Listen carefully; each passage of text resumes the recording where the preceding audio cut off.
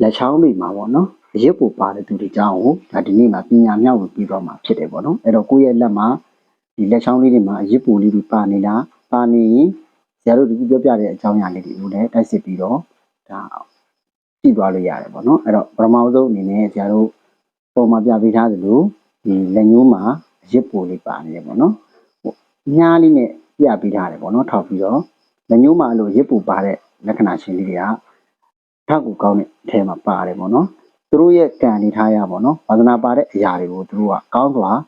အကောင့်တွေပေါ်နေတတ်တယ်ဆိုတာကိုပြတယ်ပေါ့နော်စူးစမ်းပြီးတော့လုပ်နေတတ်တယ်ဆိုတာကိုပြတယ်သူတို့ရဲ့ဒီပင်ကိုပိစဝါသနာကသူတို့မှကြီးတယ်ဆိုတာကိုပြတယ်ပေါ့နော်ဝါသနာကြီးတယ်ဆိုတာကိုပြတယ်သူကအဓိကအားဖြစ်တော့ပေါ့နော်မှန်တာကိုပို့ပြီးတော့လုပ်တတ်တယ်ပေါ့နော်သူတို့အရာသူတို့ဆုံးဖြတ်လိုက်တဲ့အရာတွေမှာမှန်တဲ့အရာတွေပို့ပြီးများတတ်တယ်ဆိုတာကိုပြတယ်ပေါ့နော်အဲ့တော့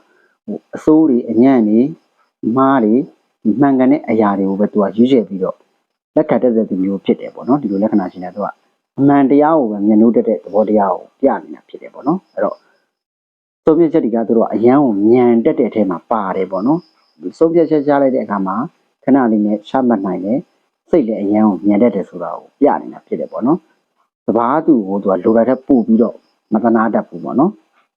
ဘာလို့မတနာတာဒီအရစ်အပူလေးကြောက်ပေါ့နော်သူတို့နေထားပေါ့နော်ဘယ်လိုပြောမလဲဆိုဒီအရစ်ပူကြောက်ဆိုတော့တဘာသူပေါ်ထင်သလောက်ကြီးအဲ့လိုကြီးတနာတာမျိုးတွေတော့မရှိတတ်ဘူးပေါ့နော်သူတို့စိတ်ကတော့စိတ်ကောင်းစေတနာရှိတယ်ဒါပေမဲ့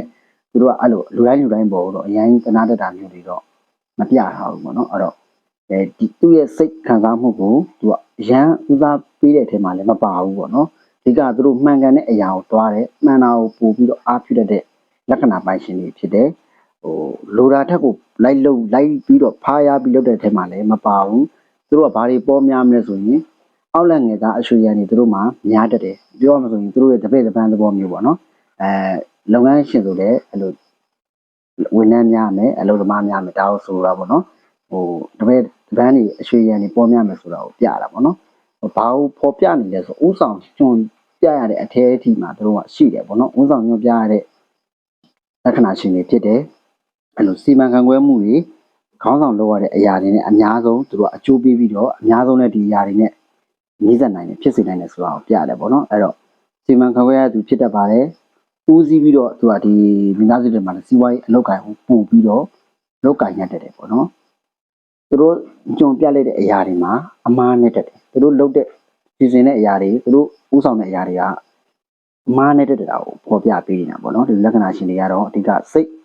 ဉာဏ်နဲ့သိခံမှုအနေငယ်အားနေတယ်ဆိုတော့ကိုဖော်ပြပေးနေတာဖြစ်တယ်နောက်တစ်ပုံတစ်ခုကြတော့ဒီလက်မအရစ်နဲ့လက်မအရစ်မှာပေါ့နော်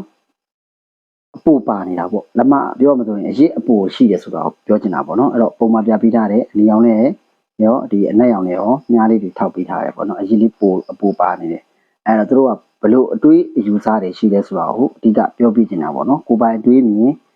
်အားကောင်းတဲ့အထက်မှာပါတယ်တွက်လက်ဖြက်လက်တဲ့လူမျိုးဖြစ်တတ်တယ်ပေါ့နော်စကားပြောလဲကောင်းတယ်လူကြီးလူကောင်းစံစွာဘယ်ရပဲဖြစ်လောက်ကင်တတ်တယ်ဆုံးဖြတ်တတ်တယ်ဆိုတော့ပြရတယ်ပေါ့နော်အရာရာကိုလွယ်ကူစွာသူကမဆုံးဖြတ်ဘူးပေါ့နော်တခြားလေးနားလည်သဘောပေါက်အောင်စဉ်းစားဆုံးဖြတ်ပြီးတော့မှသူတို့ကဒီအရာတွေကိုသွားတတ်တယ်ဆိုတော့ပြရတယ်ပေါ့နော်သူတို့ဘာသူပေါ်ကိုဆရာလုံနိုင်တဲ့အစွမ်းအစရှိတယ်ဆရာလည်းလောက်တတ်တယ်ဆိုတဲ့သဘောတရားကိုပြရတယ်ပေါ့နော်ဩဇာအာဏာလွှမ်းမိုးလည်းအားကောင်းတဲ့အထက်မှာပါတယ်သူတို့ပြောလိုက်တဲ့အရာတွေသူတို့ပြောဆိုဆက်ဆံတဲ့အရာတွေကသူကစဉ်းစားရှင်းရှင်းပြီးတော့မှပြောတတ်တဲ့လူမျိုးပေါ့နော်ဒီအရာတွေမှာသူတို့အားတာတယ်အားတာချက်ရှိတယ်ဆိုတော့ပြတယ်ပေါ့နော်ဆုံးဖြတ်ချက်ချတဲ့အရာမျိုးတွေစဉ်းစားပြီးလုပ်တဲ့အရာမျိုးတွေမှာလည်းသူတို့ကအမှားနည်းလေးရှိတယ်အမှားနည်းတယ်ဆိုတာကဘယ်လိုပြောမလဲဆိုတော့ကောင်းတဲ့ဘက်ကိုပို့ပြီးတော့ရနိုင်တာကိုဖော်ပြပေးနေတာဖြစ်တယ်ညံပိုင်းလဲမစိုးဘူးညံပိုင်းလဲကောင်းတယ်ပေါ့နော်တပားသူဘောဆရာလုပ်နိုင်တဲ့အထိပါတဲ့ကံရှိတယ်ပေါ့နော်ဆရာကောင်းနေဆိုလေအဲ့လိုဆရာသမားတွေဆိုလေဆရာကောင်းပြီးသားတဲ့သူဖြစ်တယ်ဒီသူ့ရဲ့တပည့်သမားအောက်လက်ငယ်သားတွေစသဖြင့်ဒီຢာတွေကိုသူကပညာသူတို့မှာရှိတဲ့ပညာတွေကိုအကုန်ပေးကမ်းခြင်းတယ်အားလုံးကိုပေးခြင်းတာမျိုးဖော်ပြနေတာဖြစ်တယ်နော်ပြောရမယ်ဆိုတော့ဆရာကောင်းပြီးသားတဲ့သူမျိုးဖြစ်တတ်တယ်ပေါ့နော်ဒီလိုလက္ခဏာရှင်တွေကသူတို့မှာအသိပညာနဲ့ကောင်းတဲ့တရားတွေဒီຢာတွေနဲ့ပတ်သက်တဲ့အရာတွေသူတို့မျှဝေပေးခြင်းသူဘဝမှာလည်းဒီလိုအရာတွေနဲ့သူတို့ကဆုံးဝတ်တတ်တယ်ပေါ့နော်ပြောရမယ်ဆရာကောင်းတွေနဲ့တွေ့ရပြီးတော့ပညာကောင်းတွေရမယ်ဟလာတရားတွေရမယ်ဆိုတော့ ဒီဖော်ပြပေးနေတာဖြစ်တယ်အဲ့တော့ဒီအရစ်ပူပါတဲ့သူတွေကတော်တော်များများက